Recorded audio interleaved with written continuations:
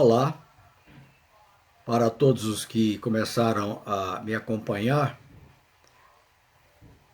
nessa série de vídeos que comecei a fazer sobre os efeitos do coronavírus nos contratos empresariais.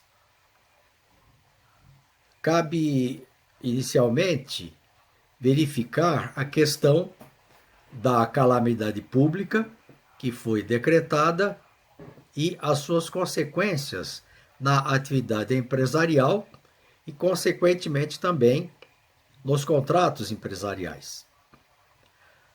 Nós podemos analisar essa situação a partir da verificação de como o artigo 393 do Código Civil cuida dos temas da força maior e do caso fortuito,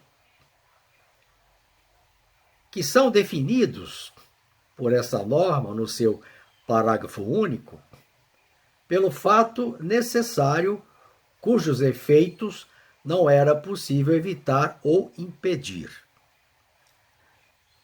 E aí há uma discussão que não convém abordar sobre a diferença entre os conceitos de força maior e de caso fortuito, porque no fim dá no mesmo, que é o que se encontra no caput desse artigo 393, no sentido de que o devedor não responde pelos prejuízos resultantes dessas duas situações, caso fortuito ou força maior, a não ser que ele expressamente haja assumido essa responsabilidade.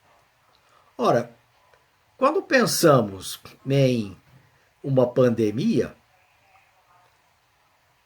nós não vamos encontrar, a não ser em caráter muito excepcional, algum contrato que tenha uma previsão por meio da qual o devedor se responsabilizado pelos seus efeitos. Porque a pandemia se coloca no plano da incerteza, diferentemente do plano do risco. Enquanto o risco é uma incerteza mensurável por meio da chamada lei das probabilidades, a incerteza não é mensurável. Por mais que nós saibamos que em um passado relativamente recente pandemias outras ocorreram, nós vivemos mesmo assim num ambiente de incerteza e não é comum que as partes façam uma previsão nesse sentido de que o devedor assuma a responsabilidade. Portanto, a regra geral desse dispositivo é que o devedor não responde. Ora, se o devedor não responde, ele não pode pagar, não pode cumprir a obrigação, e então o credor não receberá a prestação correspondente.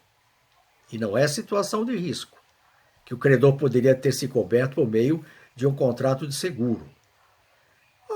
Pensando numa situação, como temos falado, de pandemia, em que as consequências derivadas, no primeiro momento, da decretação da calamidade pública, em segundo momento, elas vão afetar os contratos empresariais, porque haverá restrições de mobilidade, os estabelecimentos comerciais terão fechado.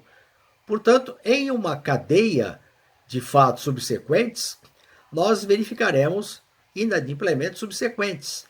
E quando a norma pensa tão somente na situação do devedor, ela não pensa que o devedor, ele é em um contrato isolado, mas ele, por sua vez, pode ser credor num contrato subsequente.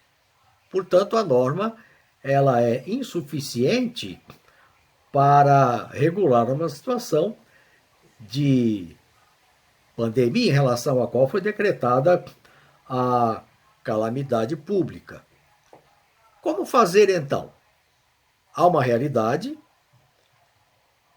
que apresenta efeitos jurídicos. Essa realidade pode corresponder à força maior ou caso fortuito, de acordo com o entendimento que se faça da definição legal e os inadimplentes se sucederão numa cadeia.